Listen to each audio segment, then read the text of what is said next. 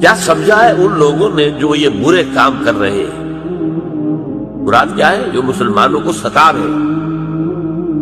آزمائش تو اللہ کی طرف سے آ رہی ہے، لیکن کوڑا تو ابو جہل کے ہاتھ میں ہے نا، جو حضرت سمیہ کے جسم پر بھی پڑ رہا ہے اور حضرت یاسر کے جسم پر بھی پڑ رہا ہے۔ آزمائش تو اللہ کی ہے، یہ کس کے ذریعے آ رہی ہے؟ ابو جہل کے ذریعے آ رہی ہے۔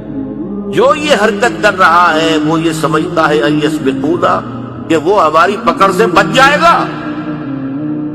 ٹھیک ہے، آج ہم اپنے بندوں کی آزمائش ان کے حوالے سے کر رہے ہیں، وہ کر رہے ہیں، ہم نے چھوٹ دے رکھی ہے۔ ہم چاہے تو جیسے ہی ابو جہل کا ہاتھ اٹھے کوڑے کے ساتھ، وہی فالج اس پر پڑے اور اس کا ہاتھ شل ہو کر رہ جائے، ابھی کر سکتے ہیں۔ یہ ہم نے چھوٹ دی ہوئی ہے، کیونکہ ہم آزمانا چاہ رہے ہیں اپنے لوگوں کو۔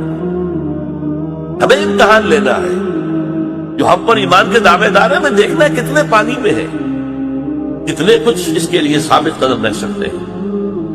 یہ ہمارا امتحان۔ لیکن جو یہ کر رہے ہیں وہ جان لیں کہ ان کے اوپر بڑی سخت پکڑ آئے گی اور وہ ہماری پکڑ سے بچ کر بھاگ نہیں سکیں گے۔